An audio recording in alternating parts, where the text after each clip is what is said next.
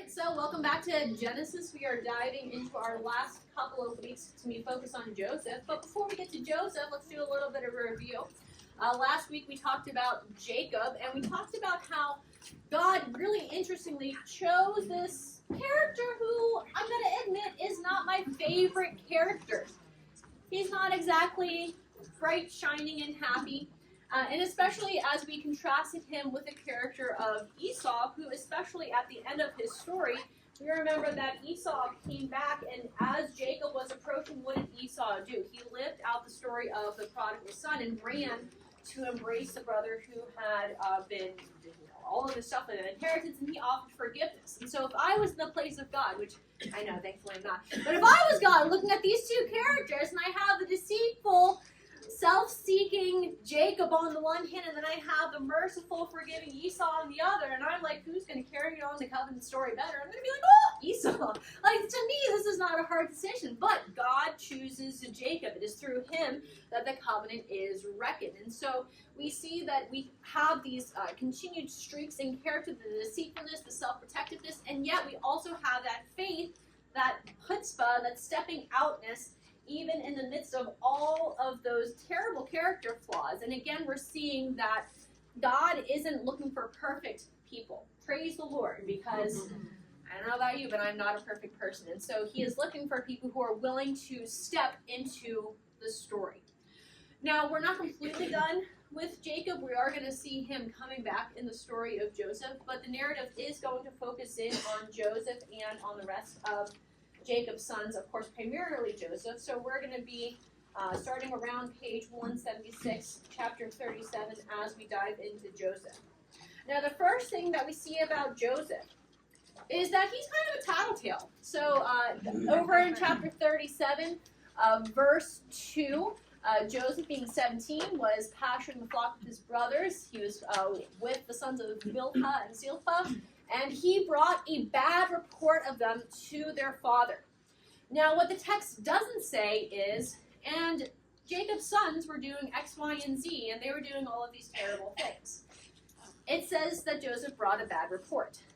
And that phrase, bad report, is actually also used of the bad report whenever all of the spies are looking at the land of Canaan, and they come back to the camp, and they're like, oh yeah, there are all of these giants in the land, and we can't do it. And so it has that same flavor of a bad characterization. And so it seems perhaps that Joseph was actually not reporting something that was true, but that he was making up tales to make himself look good. Like, oh, Dad, look, I'm the faithful son who's telling you what your sons are doing.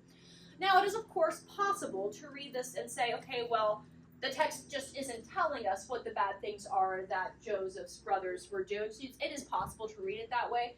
But nevertheless, I'm sure we can all reflect back in our lives to a time whenever perhaps a sibling or somebody at school said something about us that perhaps was true, perhaps wasn't, but they told on us, to a teacher, to a parent. Did that generate warm, fuzzy feelings toward that other person? No. Not exactly, right? So we can already see why perhaps the brothers weren't exactly fond of Joseph.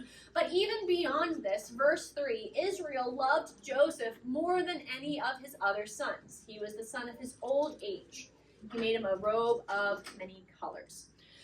Now, of course, not only is Jacob/Israel older whenever he has Joseph, but Joseph was the son, the firstborn son of which wife?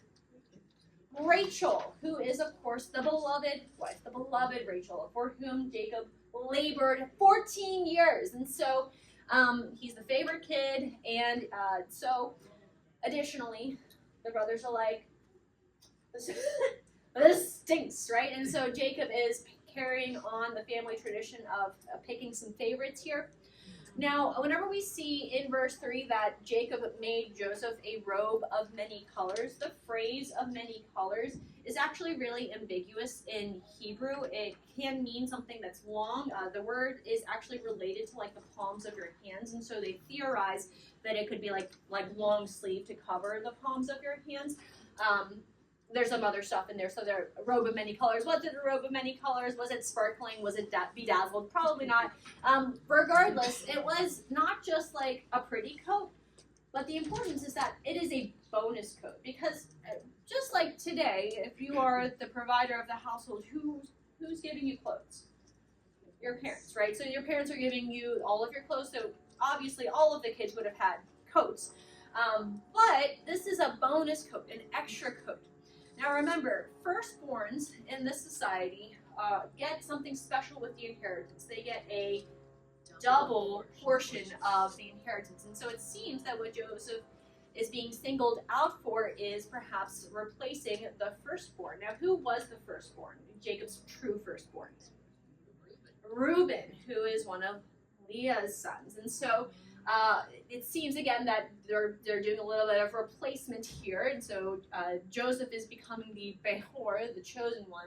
And so, verse 4, the brothers hated him and could not speak peacefully to him. Now, this is a messy family environment, to say the least. However, instead of being like, you know what, I'm gonna tread lightly here, I'm gonna be really nuanced in what I do, Joseph doesn't quite do that. So Joseph has some dreams, not like bad tamales dreams. He has, it seems like special revelations from God. These do seem to be really special dreams. And he ruminates on them, talks about them to his father, says, Dad, what do you think that these dreams mean? No.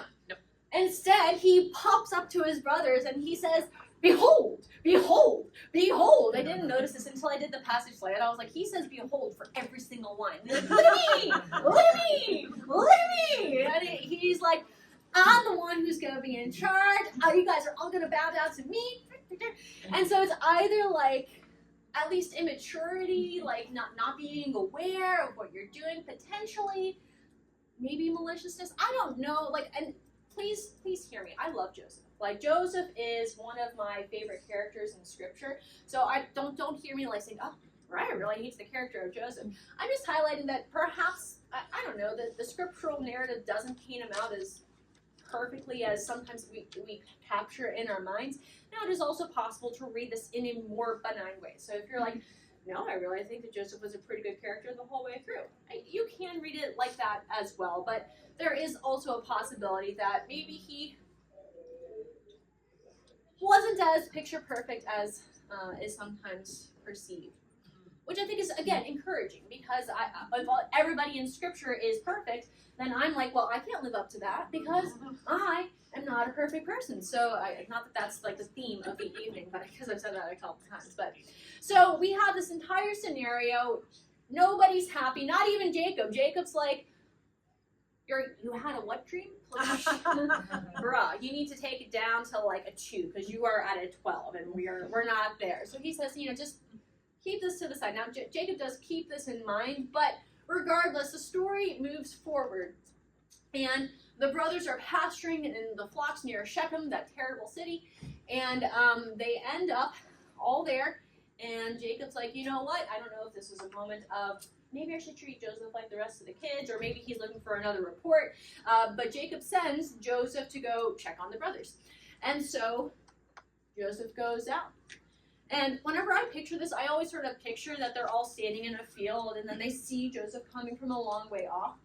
They're in this region of Dothan, which they've discovered the region of Dothan, and it is like a populated city area. And so I still can kind of picture it being like they're a little bit maybe outside the city, sort of around the city area, maybe not right inside the city. Regardless, he's coming, and they're like, group huddle, guys. Now's our chance. Now's our chance to take him out. So they say, let's kill him, throw him into one of these pits, and we'll see what become of his dreams. It's one of those lines that you're like, this was concocted in some theater kid's brain after he stayed up way too late and had like 3 bowls of hot ramen soup. But we have Reuben here. He's the only one of the brothers who's like, maybe not. Guys, like, can we think about this a little bit more? Let's not take his life. And so he talks them down, and they decide, you know what? Let's just throw him into a pit. Now, some people are like, well, why is Reuben the one to speak up? Why not Benjamin? I don't know. And it's very possible that Benjamin is actually not here, that he's potentially home with Jacob. He's, remember, a lot younger than the rest of the family, and so Joseph's only 17. It's very plausible that Benjamin's not out there with the rest of them. I like that interpretation. I think that's very, very plausible. Regardless, Reuben is, again, arguing them down from direct murder to just toss them in a pit. And then we have this additional evolution of the plan where they go from, okay, let's leave them in the pit to, hey, I see that caravan of Ishmaelites coming down the road. What if we sold him? And then we could get a little bit of beautiful hard cash, and we could like actually benefit from our wastrel of a little brother here. Now, this is where the story potentially takes a turn that we're not used to. So normally, whenever we think about this story, we say, okay, so Joseph's brothers hated him, and they cast him into a pit, and then they did what? They sold him into slavery. However, so his brothers listened to him. Then Midianite traders passed by, and they drew Joseph up and lifted him out of the pit and sold him to the Ishmaelites for 20 shekels of silver. Now, I know you didn't come here for an English lesson. However, we're talking about pronouns and their antecedents, and we look for what is the nearest noun to the pronoun that it could be referring to. So if we have they as the pronoun, what is the nearest noun antecedent? It is the Midianite traders, not the brothers. And so you're like, wait a second. And so as we start to develop this theory, let's flesh this out just a little bit more. We have Reuben returning to the pit, and so you're like, what's up with that? Well, most of the time commentators will speculate and say, well, he went somewhere and did something and then came back. What? We don't know. It's not in the text, but he did something. He went somewhere. However, if we go back to verse 25, verse 24, they threw him into the pit, and then they sat down to eat. Now, if you were Joseph and you were just chucked into a pit by your band of brothers, what do you think? How would you react? Would you just be like, no, you'd probably be putting up a little bit of a ruckus, right? You'd be making some noise, hoping that somebody's going to take mercy on you. Maybe your brothers will hear your cries and be like, oh man, that was bad. Oh, joke's over, Joseph, come on out, right? So he's probably making a lot of noise. Now, if you're sitting down to eat, and you want to have a meal, forget about like a nice meal, just a meal, and you want to eat kind of in peace, would you sit right next to the pit and while your brother is putting up all of this fuss? I mean, I don't know. I would probably move a little bit farther away, potentially. And so it's possible that Reuben returns to the pit, meaning, so they have this conversation. They're like, oh, well, what if we sold him to the Ishmaelites? And Reuben's like, man, I better get there before, they take action. So he goes back to the pit, and Joseph is gone. Because the Midianites have swung by, and they're like, oh, kid in the pit, perfect. Let's take him up, and we'll take him down. We'll take him down! Verse 36, additionally, meanwhile, the Midianites had sold him in Egypt to Potiphar. Now, it seems, again, that so they sold him to the Ishmaelites. So how are the Midianites involved in this process if it's not that they are the ones who sold him to the Ishmaelites? Now, some people will object to that, and they'll say, well, the Ishmaelites and the Midianites are the same group. And just by this time in history, they've been conflated into essentially the same group of people, and so they just use those names interchangeably. And that's theoretically possible. However, if we back up and we think about Abraham, so Abraham had more than 3 sons, but he had 3 women in his life, right? So we have through Sarah, we have Isaac. Through Hagar, we have Ishmael. And then through Keturah, we have, amongst several, Midian. And so we have Midian and Ishmael, from whom come the Ishmaelites and the Midianites. And then we have, next layer down, Jacob, and now we're at Joseph. So that's like 2 generations down. Now, I recognize that, groups can intermingle quickly, but 2 generations seems to be like a really short period of time for those groups to just completely lose their separate identities. Just seems to be weird. Why would they use the separate names if they weren't separate groups? Additionally, whenever we go later on in the story, we're going to see this next week, whenever Joseph's brothers are ruminating amongst themselves, and they're like, why is this Egyptian picking on us? They don't know it's Joseph yet. And they reflect back to this circumstance, and they say, I know why this is happening to us. It's because of what we did to our brother Joseph. when we, what? Sold him into slavery? No, that's not what they say. Whenever we ignore the cry of our brother. And you're like, I've been weighing these things out, right? And on the one hand, I sold my brothers into slavery. And on the other hand, I cast him into a pit and I ignored his cry. This one weighs down a little bit heavier, right? So if you're thinking about why are bad things happening to me, you'd probably reflect back to the worst thing that you did, right? And so I think it's, did I eat the cookie and am I totally down the conspiracy theory train on this? Yes, I have completely swallowed the pill. I'm there. Just give me the funny hat. I'm there. However, did they mean to sell him to slavery? Yes. Oh yeah, they absolutely did. They were ready to sell that poor little guy into slavery. So, and obviously the end result is the same. Joseph ends up in slavery. Did they ignore the cry of their brother? Yes, they did. It is possible because we've gone from let's kill him, let's toss him into a pit, okay, let's just sell him into slavery. That if they had just had like a little bit more time, maybe a couple of additional hours, that they would have like backed off the plan altogether. But we'll never know because he ends up getting pulled out of the pit by somebody, potentially the Midianites, potentially the brothers behind Reuben's back. Who knows? And Joseph ends up in slavery. Now I do just want to briefly draw your attention right here. So they took the coat of many colors, or that's really long one, the special coat, brought it to their father and said, "This we have found. Please identify whether it is your son's robe or not." And he identified it and said, "It is my son's robe." And then Jacob is distraught. That's going to come back in the next story, so just pin that. In the next chapter, we are going to weirdly leave Joseph behind in the dust, and we are going to go to Judah. And you're like, biblical narrative. What in the world is going on here? So let's take a look at this kind of perverted story. So Judah leaves his family, perhaps prompted by the set of circumstances with the selling of Joseph. He is the one who suggests to the brothers that they should sell Joseph into slavery. And he ends up hooking up with a Canaanite and has several sons. And he then arranges a marriage for his firstborn. And things go downhill very quickly. So his firstborn is evil. What kind of evil did he participate in, do? We don't know, but the Lord was like, enough, off with his head, and he dies.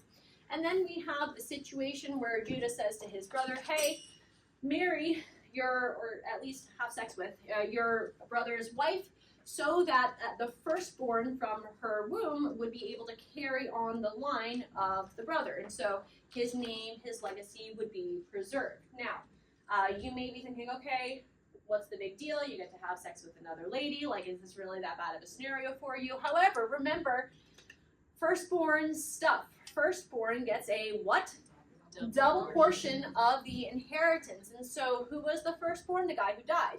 And so if you are the secondborn and you have the opportunity to ascend to firstborn status, and also, by the way, so if there were 3 and now there are only 2, and now you are also the firstborn, your portion has all of a sudden gotten a lot bigger. And so this brother says, so I'll take the sex, but offspring, no thank you. I think I would like that tripled portion or whatever that math works out to. Don't ask me to do complex math. And so the Lord's like, you're a jerk, and he kills him as well. As one does. Now Judah at this point, I'm not sure if he was like, my last son, questionable character, or if he was just like, maybe the daughter-in-law that I've chosen is cursed, I don't know, but he fears for his son's life. And so even though he tells his daughter-in-law, Tamar, hang out, eventually I'm going to give my last son to you, he doesn't. He's just like, we're just going to keep you over here. What was his plan? I don't know. But he says, hey, just hang out. Then Judah's wife dies, and he goes off to hang out with his friend, the Adulamite. It's weird. It's like his best friend for the entire story. Really weird. Anyway. And then Tamar is like, you know what? I have not been treated well. I have the great plan.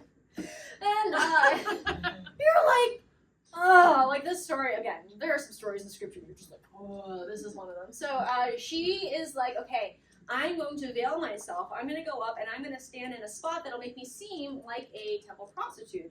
And Judah is apparently in exactly the right frame of mind to be like, perfect, temple prostitute. It's time, man. I haven't had sex since, the week or whatever, since my wife died or whatever the time of mourning was. And so, again, there's something with the men in this family and not being able to recognize women once they put a veil on. You're like, are they the magic veils? Like, there's some totally transformative that he can't recognize his daughter-in-law. But so they have this whole back and forth where they essentially arrange for her to take his Middle Eastern long time ago credit card and say, okay, you're gonna hold on to this, and eventually I'll get payments sent down to you. And so he gives her all of these things, the signet and the cord and the staff, all three, by the way. Like, that's like a triple guarantee, and he's all about it. He's like, yeah, fine, take it all. That's fine. And she ends up conceiving, and then she goes back home, and she's like, nothing happened. Again, what was her plan? I don't really know. I have no idea. But there is something really interesting about that. She's committed to this family. Like, she doesn't go back home to her father. Again, I feel like this could have gone really, really differently, right? Like, she could have made a whole bunch of different choices. But there is something about Tamar that says, you know what? I like this family. We're going to stick around. Regardless, as the story continues, Judah tries to pay her, and she's not there because, well, she's at home. And then we end up discovering that Tamar is pregnant 3 months later, and Judah's like, oh, shucks, burn her to death. And so you're like, whoa, dude! And so literally, the text says, verse 25, as she was being brought out, so they're dragging her out to have her burned, and she doesn't take the things and say, anybody recognize these? Hello? You guys see these? It was Judah. No, it's really interesting. She sends word privately to her father-in-law and says, hey, buy these. I'm pregnant. Do you recognize them? Identify them. And this is the same word that is used in the prior passage whenever the brothers bring the coat to Jacob and say, hey, recognize these. Can you identify this? And I think perhaps the text is even highlighting this, that this brings Judah to a point of reflection to say, I have an opportunity to do things differently.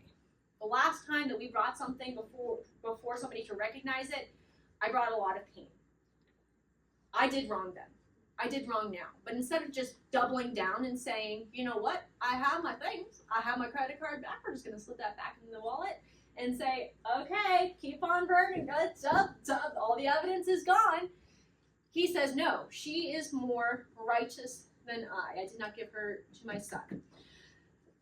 Now, this is one of the troubling phrases that gets said. You're like, was anybody righteous in this story? Now, it's interesting. There is a wordplay that's going on, and you have to know a little bit about Hebrew and about Hebrew plant life. So the Tamar means palm tree, and in this culture, palm trees were notoriously very straight.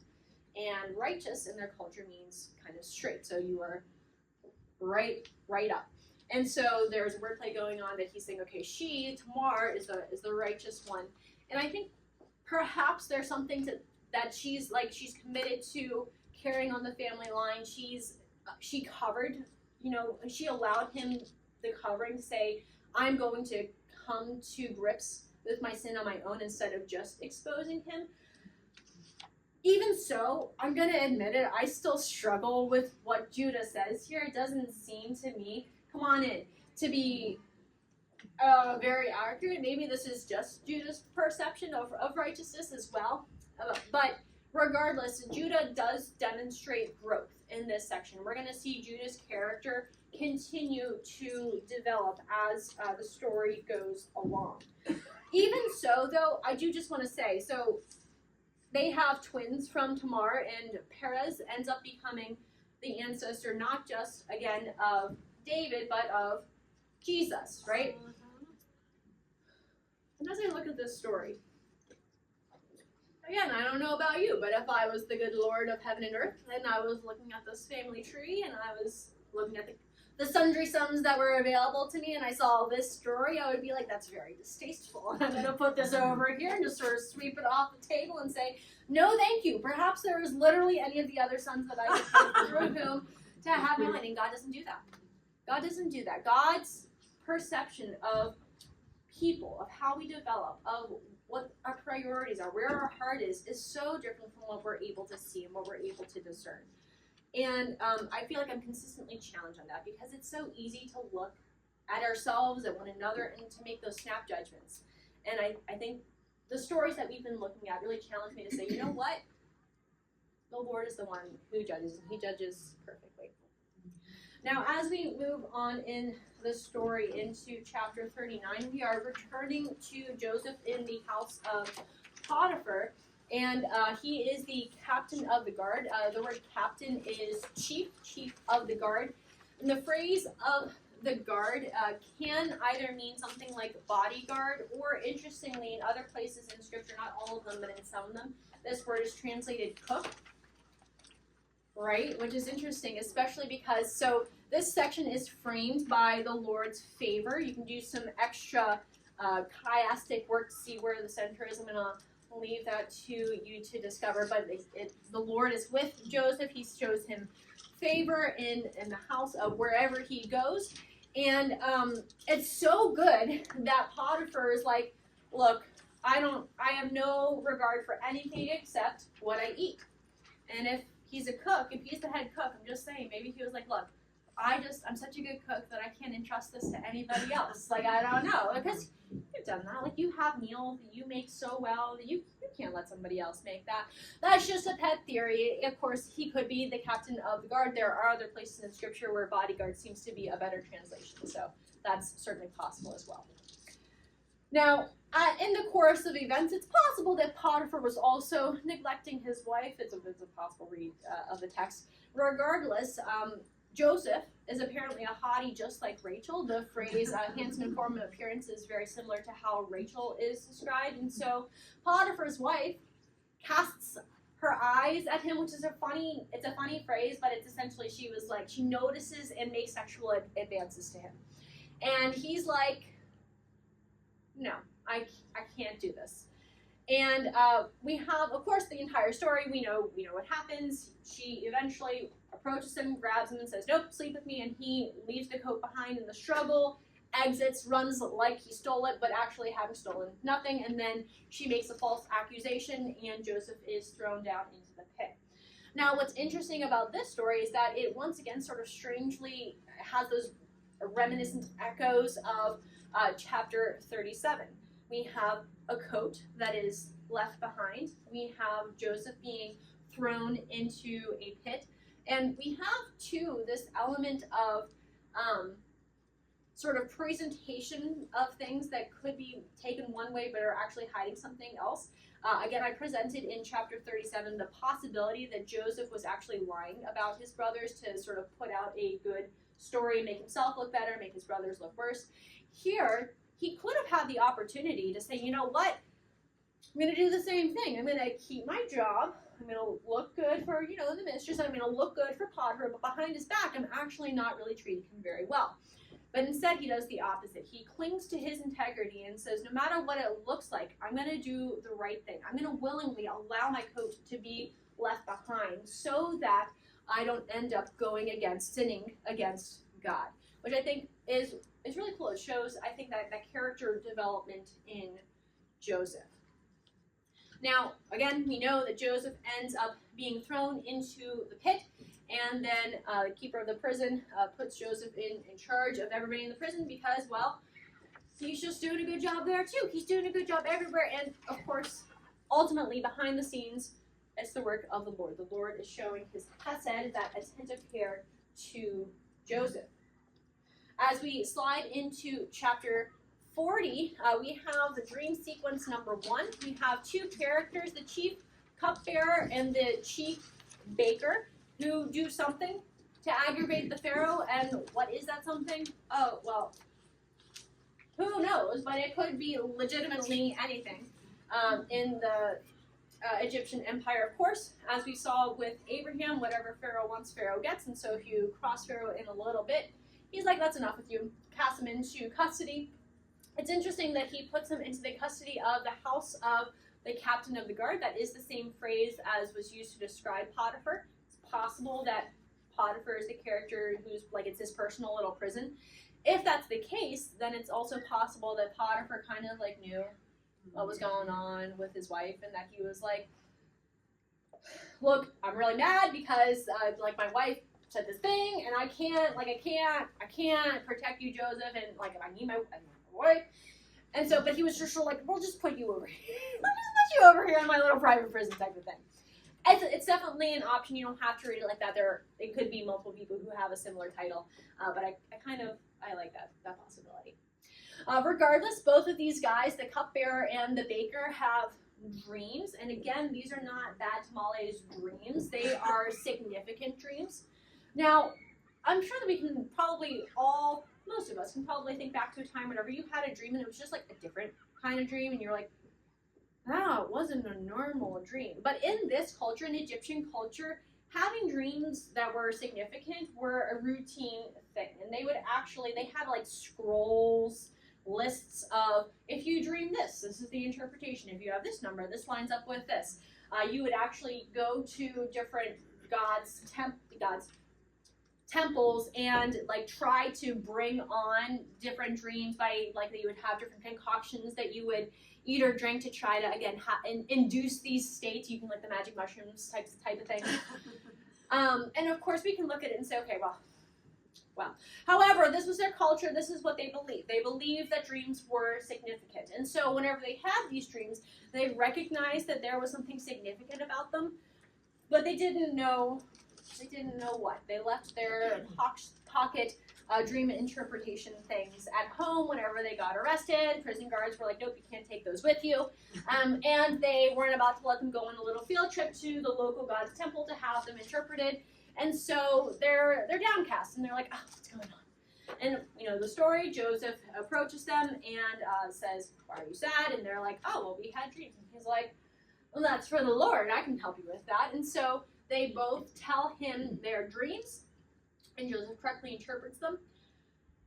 Now, I make no claims to dream interpretership, but I do have to say that, like, okay, these dreams seem fairly obvious. Like, all right, well, I had 3 cake baskets, and then there were all sorts of fake bread, and the birds were eating it out of the basket on my head. Like, that doesn't sound good. Like, birds in this culture were like reminiscent of the goddess of death, and you're like, seems fairly straightforward. But nevertheless, Joseph interprets them, and of course, they correctly come to pass. The cupbearer is restored to his position in 3 days, in coordination with either the birthday of the ruling pharaoh, or potentially there was a son who had been, like there was a pregnant wife who was about to be born, and so it was the pharaoh's son's birthday. There's a possibility, there's a feast. And again, so the cupbearer is restored. The baker, well, off with his head. Now, in verse 23, we have the really sad conclusion to this part of the story, that the chief cupbearer did not remember Joseph. He forgot him. In verse 14, whenever Joseph is interpreting the dream for the cupbearer, he says, only remember me when it is well with you. Please do the kindness to mention me to Pharaoh. Get me out of this house. Get me out! I was indeed stolen out of the land of the Hebrews. Here I've done nothing that they should put me into the pit. I do just want to say, verse 15, not my brother sold me into slavery, but I was stolen out of the land of the Hebrews. Just going to leave that there. Now, there are some people who theorize that Joseph's discussion with the cupbearer here is actually him acting not in faith, and that he's trying to sort of navigate himself to a place of rescue and sort of work out his own salvation. And so verse 23, the fact that the cupbearer forgot about him was actually the Lord causing him to forget, and so that Joseph would be in jail longer, to be like, Joseph, you need to trust me, bro. Just trust me. You're going to get out. You just got to hang on.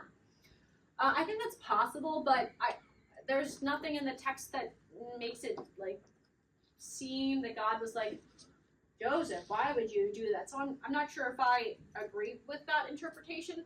I do think that it's worth us pondering the discussions, because it's always hard, right, in life to sort of sort out, is the Lord calling me to do something? Do I need to take action, or is he asking me to wait and to just trust him?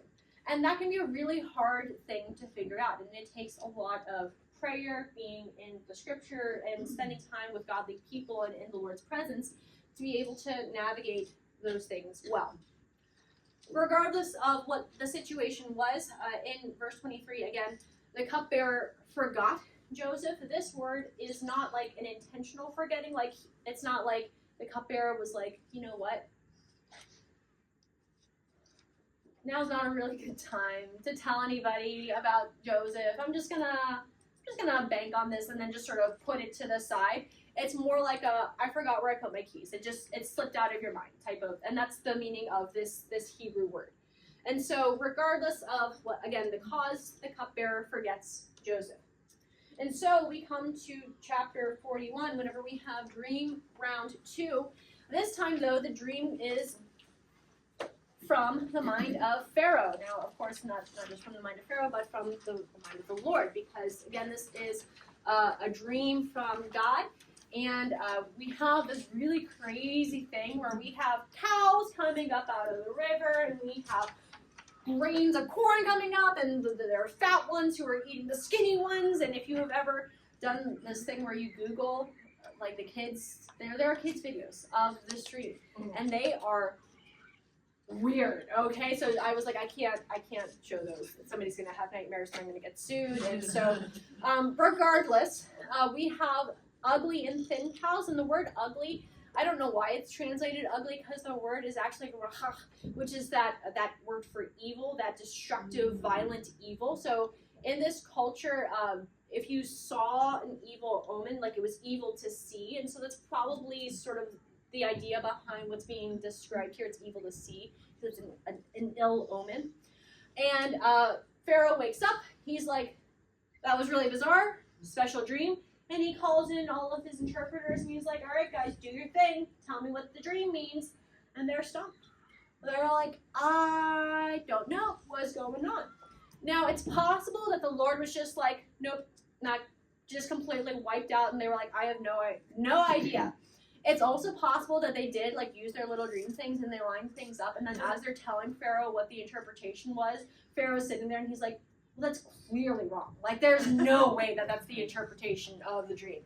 Regardless, he's like, I need somebody who can interpret these. You guys are not doing it well. And then the cupbearer's like,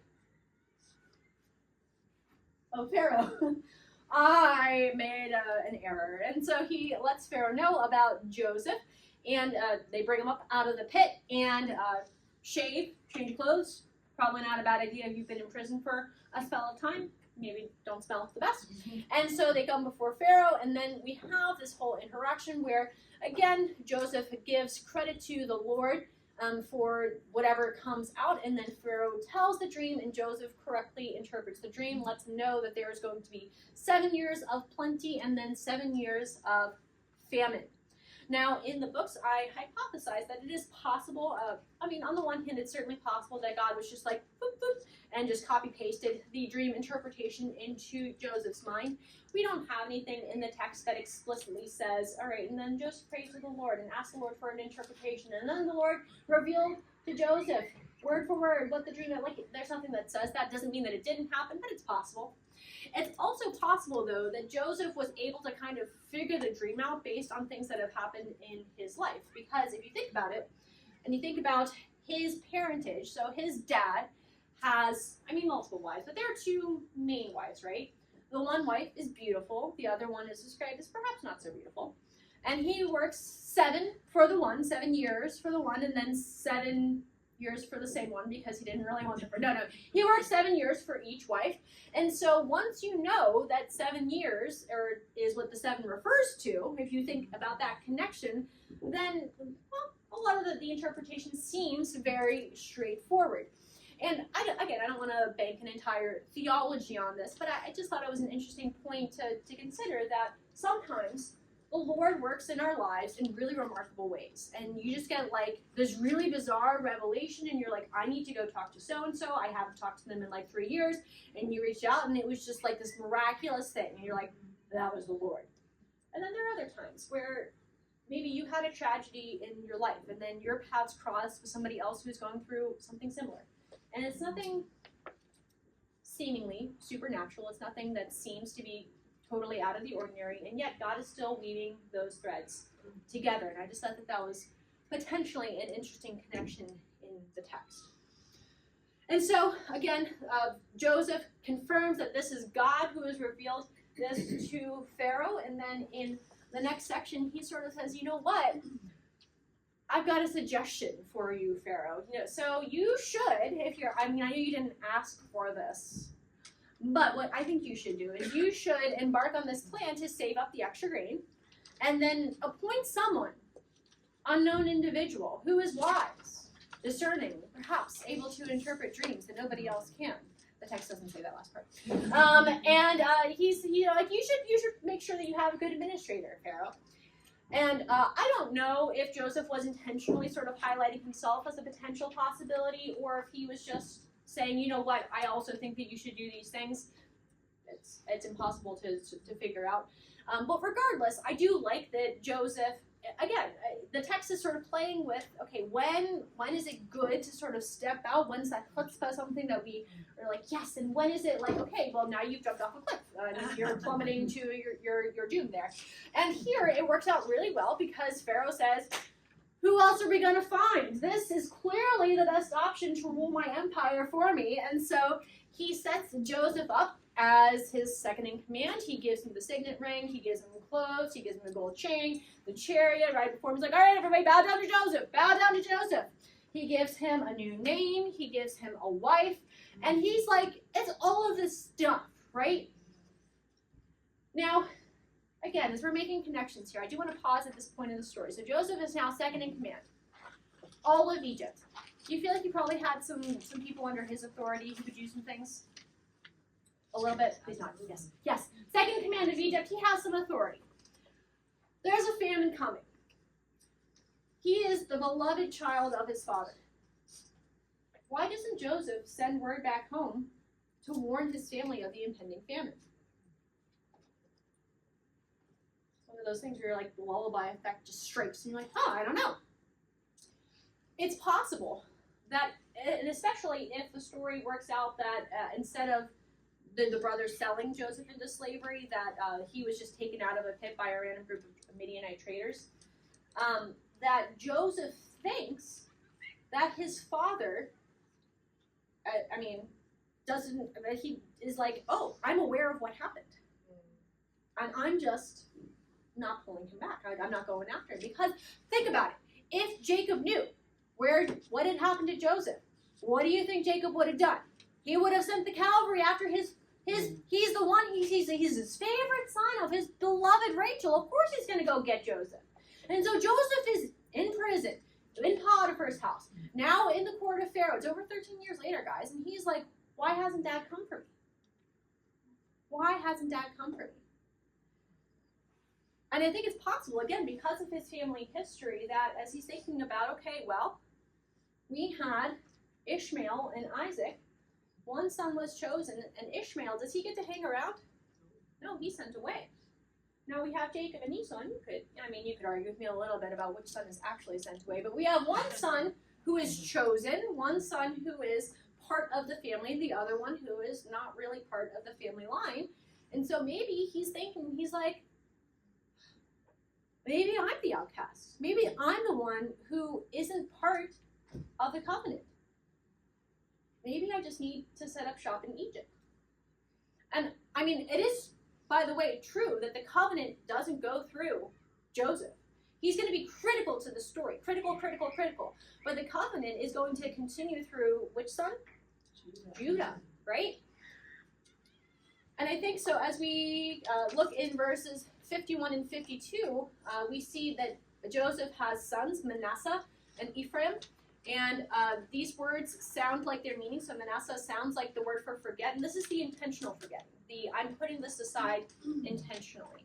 And I like to think that this is Joseph sort of coming to peace with his circumstances. Saying, you know what? I might not, maybe I was rejected from my family. But I'm going to go ahead and I'm going to settle where I think God has placed me. I'm going to be fruitful in the land of my affliction. Which again, I think is a really beautiful possibility that we see in Joseph, him developing to have that kind of faith. And as we come to the end of this portion of Genesis, We see that there is famine all over the land, and all of the world is coming to Joseph, including but not quite yet the land of Canaan, which we will get to next week. Hike Your Own Hike is going to be Joseph Part 2 again, only 4 days, but plenty of content to work through. We can break into our small groups. I will return to that page. Thanks, guys. Have a great night.